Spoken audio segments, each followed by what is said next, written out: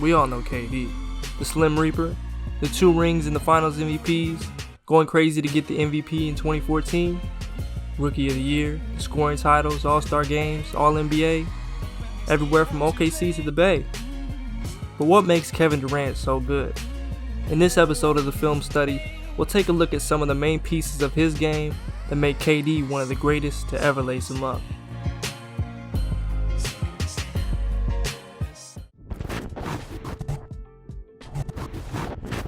In recent years, the unique skill sets of guys like Giannis, Porzingis, and Zion have warranted them being called unicorns.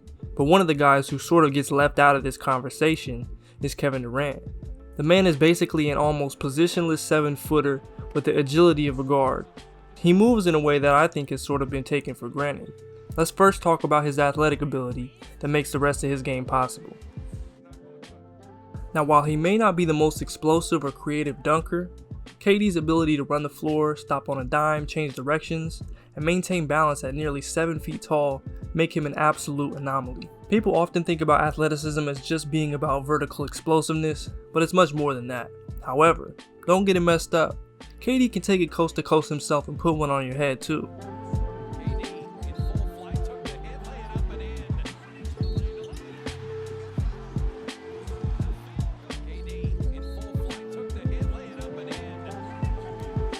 His ability to maintain balance and have precise footwork is remarkable. I'm talking about going straight into your jumper off an elongated step that made the defender think he was driving, or comfortably shooting off the 1-2 left-right or right-left, and the hop as well. He's got it all and puts in a lot of time preparing himself and his body for these moments. You might think these drills look ridiculous, but they translate to the court.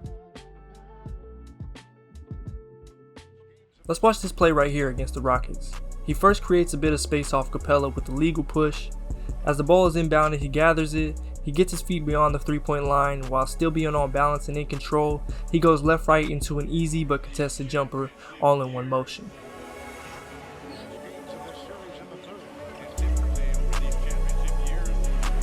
Against the Kings, he spins, senses Shumpert's position, places his left foot beyond the 3-point line while maintaining balance, and hits the 3. There aren't a whole lot of players who can do that right there, and it's a direct correlation to those drills we saw earlier. You can't see his feet on this play, but you could feel it. Another impressive display of balance and footwork and shot making.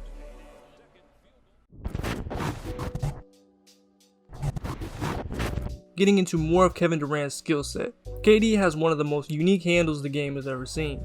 He's not somebody who's going to give you a ton of moves. He's concise, smart, and picks his spots. His length is his greatest advantage, so in turn he loves to use the hang dribble. That's his bread and butter. The hang dribble allows him to get outside of his defender with ease, which forces them to mirror his movement and try to cut him off, make him go a certain direction, or just give up the drive. Depending on the momentum of the defender trying to stay in front of him, he may use the crossover, and he loves the left to right cross. And even from there, he may cross back over again, depending on how the defender is positioned in terms of footwork and their momentum recovering from the initial move. Here against Drummond, he gets him leaning on the initial cross, and knowing that he's heavy-footed and going to recover, he feels him again and crosses back over right to left for the easy bucket. PJ Tucker is one of the most aggressive defenders in the league, so KD first creates space with a dead or pound dribble, gives him a left to right crossover that PJ reached at but isn't too far out of position. Feeling PJ's momentum and top foot, he crosses back with the right left, creates a driving lane, and gets a bucket from there.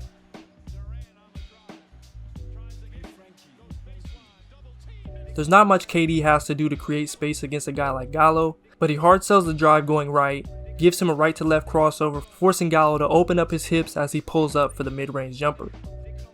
Now it's subtle, but watch his feet as he transitions out of the crossover. He cuts out an extra step that you would usually make to go left-right into the jumper, but instead uses a hang dribble or hezzy as he gathers the ball and goes into the jumper without taking another dribble, leaving Gallo a bit late to contest. Obviously, most of this is instinct for him at this point, and he's not predetermining his moves, but everything in his package looks the same. From the crossover to the hezzy to the pull-up posture, it's all the same, which makes it extremely tough to figure out what he's doing. From there, he just acts off instinct and reads his defender.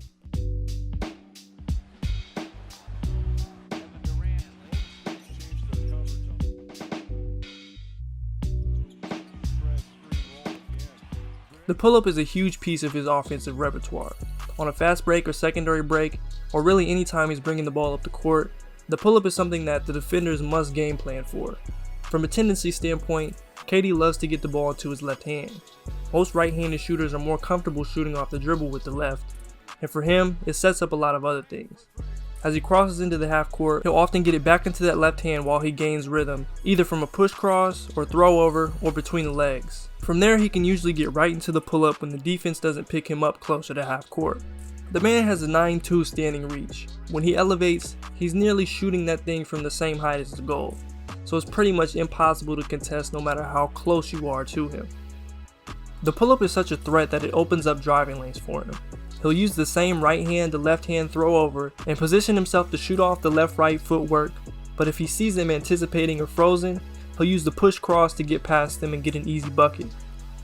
Here he throws it over, positions himself like he's shooting, Aminu freezes, and he simply push crosses and gets to the rack.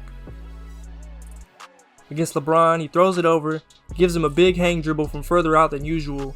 LeBron bites on it, and KD push crosses to the right for the tough finish in traffic. Again, throw over, sees the right side open, goes left first, and push crosses back right, feels the contact, and gets the wild and one. Here are two more great examples. I think you guys see it from here. Just pay attention to the posture and footwork. It makes what he does really difficult to identify, especially in the open court.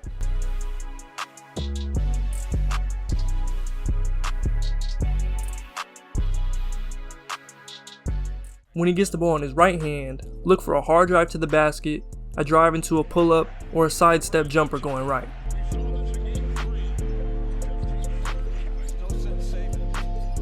Durant against Capella, stops, shoots over Capella, knocks down. By the way, Durant's 27 in the first half, matched a playoff career high.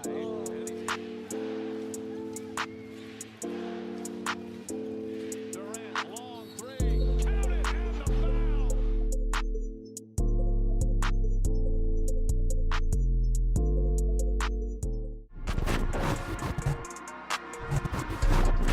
Being on an island with Kevin Durant has got to be one of the worst places you could ever imagine being as a basketball player. He's got great size, can go in either direction, will pull up right over you, has a traditional MJ Kobe fadeaway, and the Dirk one-legged. Not to mention he has tremendous touch, and percentage-wise, he's one of the most prolific mid-range scorers the game will ever see. He's got an ISO with Garrett Temple here. I'm not sure if he's actually looking down at Temple's feet, but as they bump and jostle for position, KD attacks outside at what became Temple's top foot, forcing Temple to open up, and KD gets enough space to get off a jumper. Here against Maxi Kleber, he gives him a rocker step inside and attacks that top foot towards the baseline, and KD does the rest even through a great recovery by an underrated defender in Kleber. Poor Garrett Temple is on an island again here. KD rips through, attacks that top foot. Temple opens up, leaving KD with enough space to get off the jumper. Shump feels his top foot too high and moves it back even, but KD created enough space off the rip through to get his shot off on the shorter defender. He's a tremendous shot maker. He's got the dribble pull-ups or fades out of the post or going away from the basket.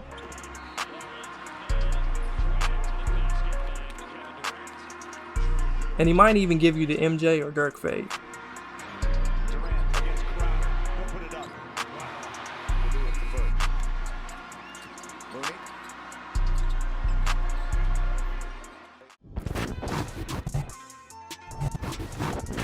Although I still wouldn't call him an elite passer, he's improved greatly over the course of his career. Just look at the precision he puts on some of these passes in the open court or in traffic. A player who demands this much attention offensively is usually going to gain assist numbers, but his comfort level as a playmaker grew in those last years in OKC and definitely in Golden State. He read the floor in the post and in the pick and roll much better as time has gone on. It should be interesting to see how he looks with this Nets team.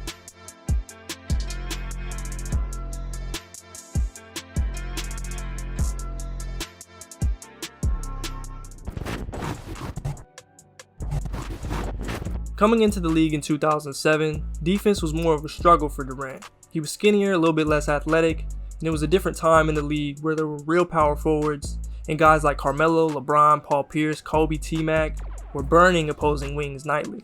As time went on, he obviously improved, and most of those years in OKC, effort and energy were his real downfall.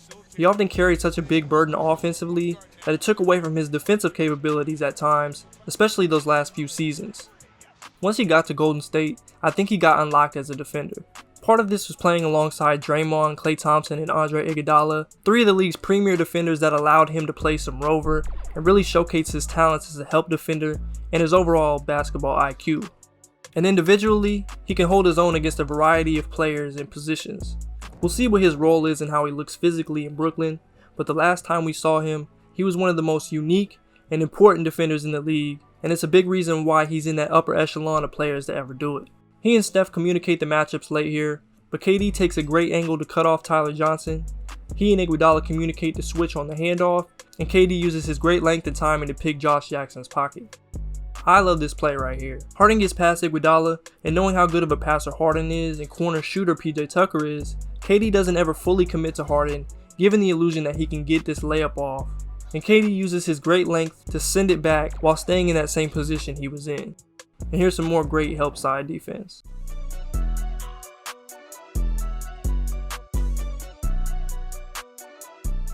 That's all we've got on this episode of the film study. We covered a lot, but there's also so much more that we could look at with KD. Like, we could probably do a whole video's worth of content just on his jump shot.